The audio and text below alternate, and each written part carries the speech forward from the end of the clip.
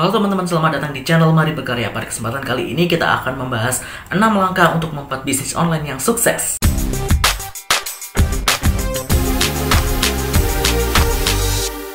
Well, aku tahu kita semua ingin sekali memiliki bisnis online yang sukses. Aku tahu juga banyak dari kalian yang ingin memulai sebuah bisnis online dengan harapan bahwa bisnis online ini bisa menjadi salah satu pemasukan utama bagi kalian. Makanya sangat penting untuk memiliki bisnis online yang sukses. Nah, seperti apa sih caranya agar bisnis online yang kita mulai itu bisa sukses ke depannya? Kalau ingin tahu jawabannya, silahkan tonton video ini sampai habis. Oh ya, sebelum masuk ke videonya, silahkan klik tombol like-nya, kemudian klik subscribe, dan nyalakan notifikasinya, biar kalian tahu kalau misalkan ada video-video baru tentang bisnis online, kerajinan tangan, dan lain sebagainya di channel Mari Berkarya ini.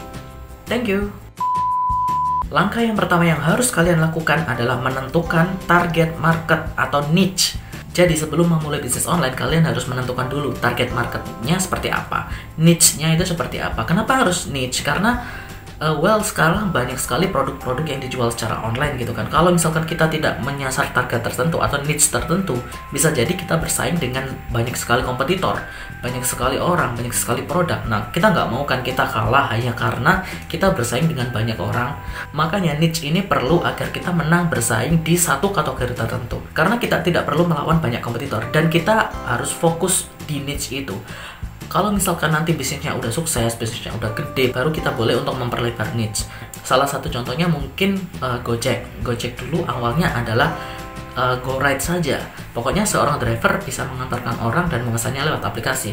Tapi sekarang sudah ada GoMart, sudah ada GoFood, sudah ada GoHealth, sudah ada GoGo yang lainnya juga. Nah, itu kenapa di awal kita harus fokus ke satu niche. Mengapa dulu waktu Gojek itu berdiri tidak membuat banyak sekali GoGo yang lain? Karena mereka tidak bisa membuat banyak hal dalam satu waktu. Makanya mereka harus fokus dulu. Kalau mereka udah sukses, mereka udah banyak sekali usernya, banyak sekali pelanggannya, baru mereka boleh untuk memperlebar niche. Kayak gitu teman-teman. Jadi fokus di satu niche atau target market. Oke. Kemudian yang kedua adalah buat atau cari produk yang terbaik. Oke, produk yang terbaik ini sebenarnya bisa ditemukan di mana-mana. Kalau misalkan kalian sudah menentukan niche-nya, nah kira-kira niche itu produk terbaik yang bisa ditawarkan ke niche itu seperti apa sih? Kalian bisa membuatnya atau mencarinya. Kalau misalkan kalian tidak punya waktu atau tidak punya kemampuan atau tidak punya kesempatan untuk membuat produknya, ya udah cari aja.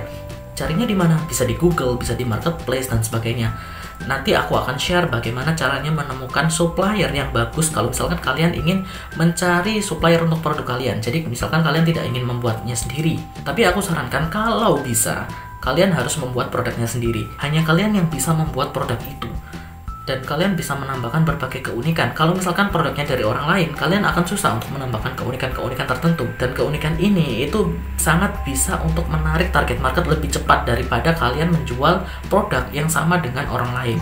Kayak gitu teman-teman. Kemudian yang ketiga adalah buat semi-automated online store. Maksudnya kayak gini, kalau misalkan kalian bisa membuat website atau online store, buatlah website atau online store yang semi-automated.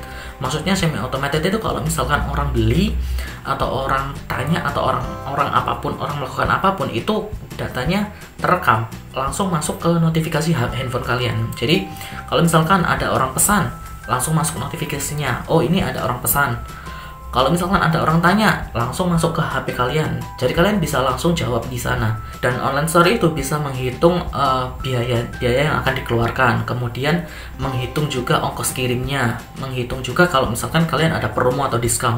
Nah, buat itu semi otomatis biar kalian sudah nggak perlu menjelaskan lagi ke konsumen. Itu gunanya semi automated. Jadi kalian tidak perlu lagi membalas chat yang untuk misalkan tanya ongkir dan sebagainya. No, nggak perlu lagi karena kalian sudah bisa mengotomatiskan website kalian.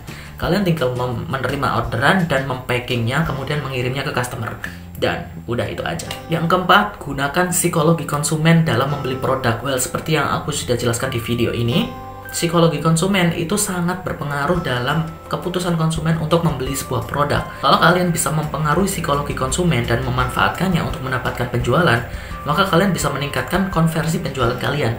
Daripada kalian menggunakan cara marketing yang biasa, kalian harus buat seolah-olah mereka itu butuh, ingin tahu, dan sebagainya. Seperti yang aku sudah jelaskan di video psikologi konsumen.